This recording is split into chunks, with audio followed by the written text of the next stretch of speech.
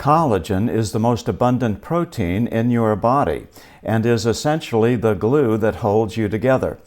In fact, after age 20, people produce 12% less collagen in their skin each decade. Collagen depletion is what makes you look old. Most collagen supplements do not provide the hydrolyzed bioactive collagen peptides that enable your body to digest collagen properly, plus it tastes badly.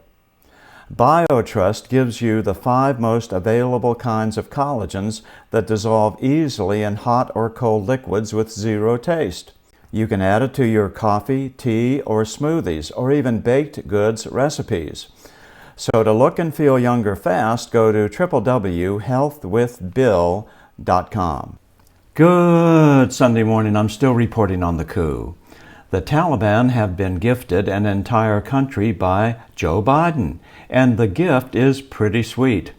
Some people might not see Afghanistan as a prize, but it happens to be the country the Taliban wanted. Along with the entire country, Biden also handed over a massive amount of the most technologically advanced military equipment, not just Humvees, armored vehicles, and artillery, but helicopters, jets, drones, and night vision equipment.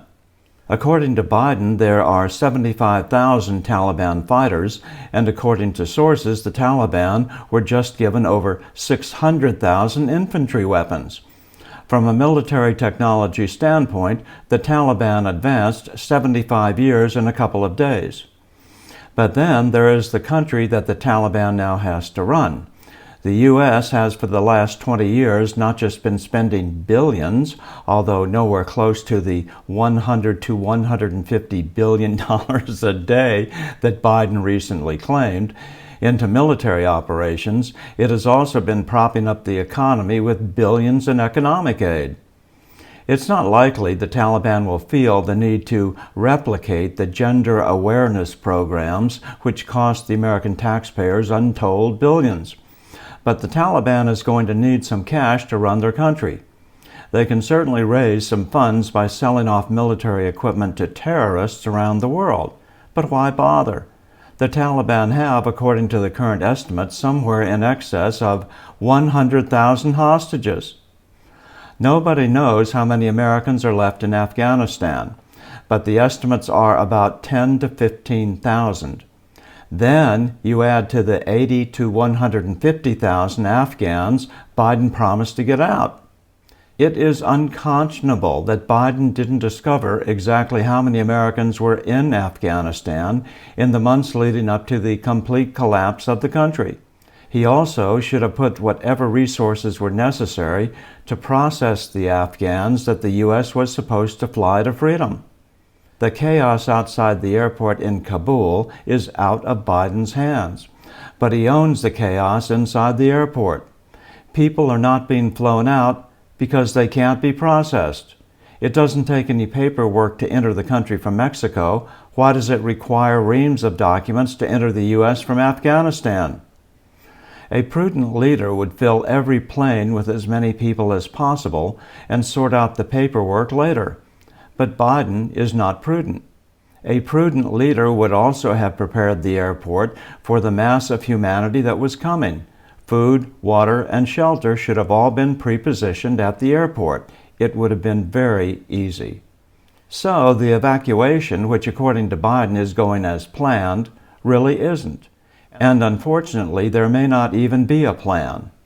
At the very least, we all know it's going to take a lot longer than the rosy estimates Biden is currently making. But this is normal for Biden. According to top intelligence sources, he hasn't been right about anything since he entered Congress in 1973. That's 50 years ago. So there's no reason to believe he's right about this. The longer the evacuation takes, the longer the Taliban have to figure out how they are allowing their meal ticket to slip through their hands. They need money. They have American citizens. America has money. It will be shocking if the Taliban leaders don't start adding 2 and 2 together and coming up with 4. All they have to do is start threatening to shoot down some planes, and what is Biden going to do? We have 6,000 troops at the airport, equipped with the latest in military technology, The Taliban has 75,000 men, now also equipped with the latest in military technology. The Taliban may not know how to use a lot of the military weaponry it now possesses, but it won't take long. You can bet your bottom dollar that the Russians and the Chinese are already in there jockeying for position to get their hands on this cutting-edge equipment, and they have the technologists who are quite happy to figure out how to use it. According to Biden, Afghan soldiers who recently defected have revealed that they were well trained on the use of the new U.S. equipment. There are multiple different scenarios possible, none of them good. What if a fully laden plane is shot down, and the Taliban claims it was a rogue group that acted on their own? But to assure that it won't happen again, the Taliban needs, $100 billion or so to beef up security around the airport. What will Biden do? Judging from his past actions, Biden would say that whatever the amount is a small price to pay for American lives.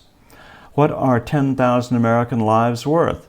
What options has Biden left himself if the Taliban decides not to play fair? According to his statements, Biden trusts the Taliban, one of the most untrustworthy groups of terrorists in the world. That trust has gotten Biden where he is now, and it appears things on the ground are already getting worse. The Taliban right now is like the dog that catches the car, but unlike the dog, the Taliban is going to figure out exactly what it can do with an airport full of hostages, and it won't be pretty. I'm still reporting from the soon-to-be-restored citadel of world freedom. Good day.